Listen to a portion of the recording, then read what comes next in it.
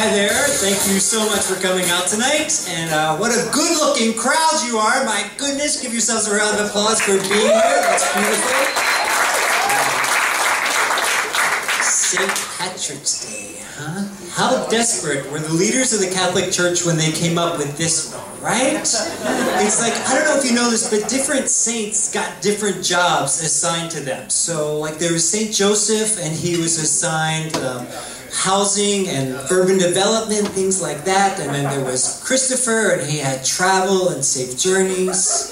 There was Francis, he had the little birds and the bees and the environment. And then they get to the end of the alphabet, and they're at Patrick. And they must have looked over to the side of the room, and they like see him slumped over with a bunch of beer cans talking to invisible friends. And they're like, "Hey, Patty, we're going to give you beer and leprechaun. See what you can do with that one, okay?"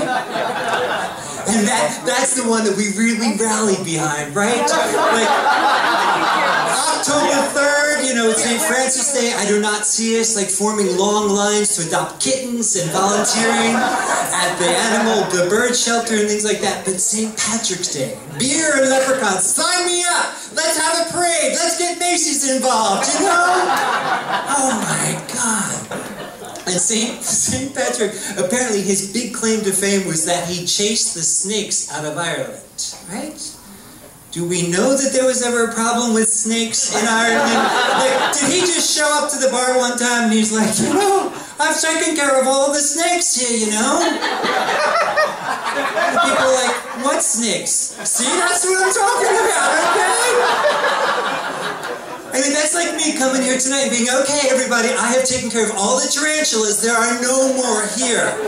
Like, how did we ever know there were any snakes in Ireland to begin with, you know? And we're not giving him that holiday. Like, okay, let's celebrate by adopting a snake. No, we're just here drinking beer and wearing green and saying, "Kiss me." Oh, my goodness. And being in San Diego, I'm visiting San Diego, and I'm wondering how desperate the city planners were when they were coming up with how to name places in San Diego. Have you ever thought of this? Like, they must have sent a couple doofuses out with a clipboard and be like, "Okay, I want you to go out and name some things." So the guys show up and they're like,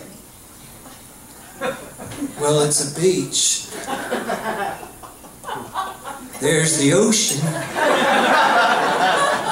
We could name it Beach Ocean. That would be good, right?"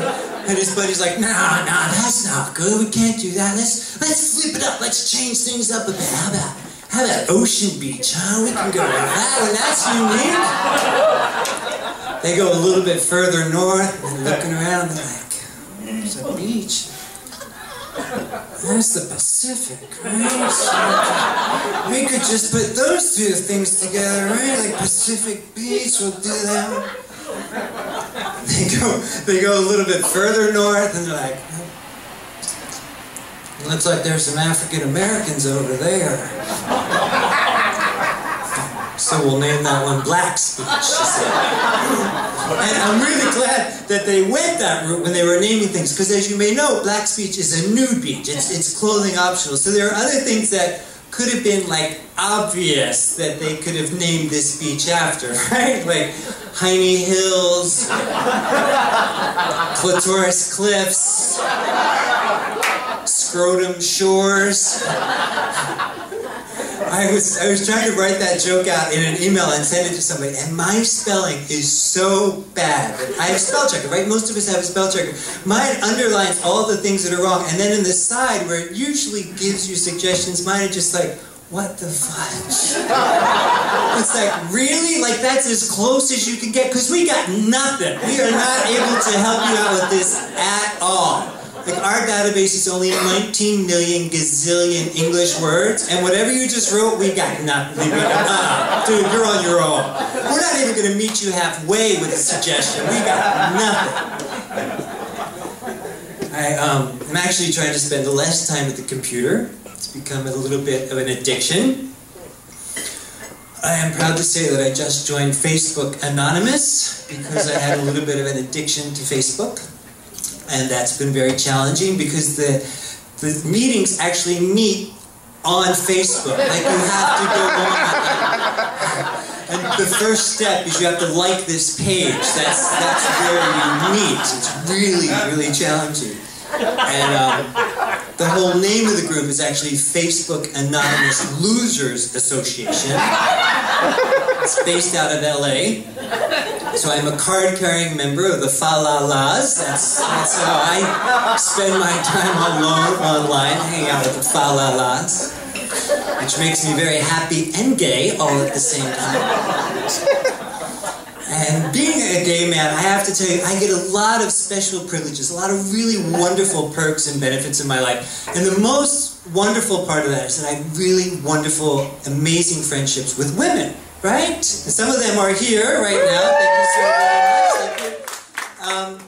And they tell me secrets that they wouldn't necessarily share with their boyfriends or their husbands. So I'm the benefactor of hearing some of these secrets. And the one thing that keeps coming up over and over again is that women don't like giving head as much as you would think that they do. They just don't. They're like, oh no, I've been there a couple of times and I don't want to go back. It's just not that good.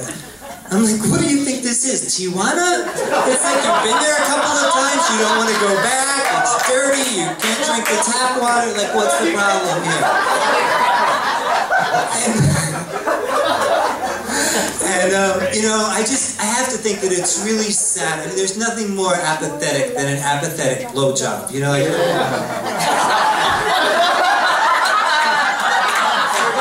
Survivor's on at 9. Are you close? So to help out my women friends, I have actually developed a new business for them, especially the ones that have been married for a long time. So my new business, you can check it out, it's called suckmyhusbandoffplease.com. Because as a gay man, we love going to Tijuana, if you know what I mean. Like, we really like it. So I've developed this website, and there's different tabs up on the website, and one of them has a list of providers, so it's different gay men there, and it has like their bio, and their photos, and years of experience. It's kind of like shopping for a dentist. It's the same kind of thing. And I wanted to develop something for the husband, because I know they're not always thrilled with everything they do with their wives, so I've developed TakeMyNaggingWifeShopping.com. And I have developed a package. It's a package you can get. It's called the Shop and Suck. So for $49.95, you can buy both services. It's a little bit cheaper if you go with the Groupon. You can get that. And the way this works, it's 1 hour of service per couple. And we've done a little bit of research. And for the shop, just to let you know, it's the same gay guys that show up for the shopping experience. It's a little bit cheaper because they don't have to bring knee pads to the shopping experience. But for the Shop and Suck, it's 1 hour per couple, and we've done some research, and how we divided up the hours, it's 55 minutes for the shopping. And we have a special going on tonight, since it's St. Patrick's Day. It's a special, so if you log on in the next 2 hours for no additional cost, we will send a gay guy over there to do a free redesign of your living room in addition to the other service.